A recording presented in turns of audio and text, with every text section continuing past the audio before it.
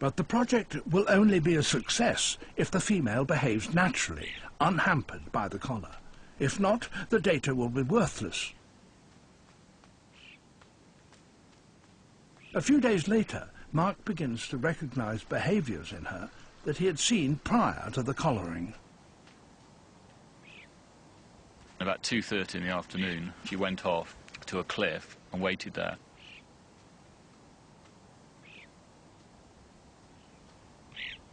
There's no markhor around at all. And then suddenly you could start to see a few boulders rolling down.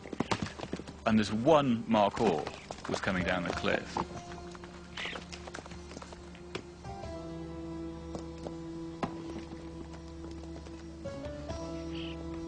And she heard the boulders, and she moved around this cliff and took up this position slightly higher up, and the markhor sort of went down away from her and then down towards this gully. And as she came down the scree slope, she did this rolling thing which she does. She'll roll right over on her back like a domestic cat. When she does this rolling, you know that she's into a serious hunt. We don't quite know why it is. Maybe it's to kind of mask the scent or change the colour.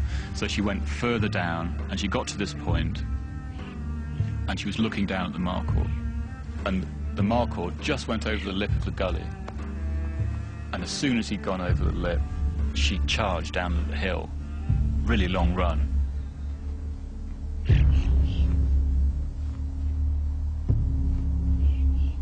And got to this bush, and hid in this bush.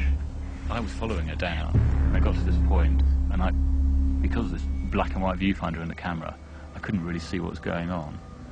And in fact, the markhor was just right in the middle of the frame. I couldn't see it at all.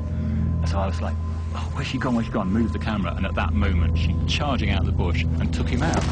Jumped right on top of him, and they disappeared down to the bottom of this gully.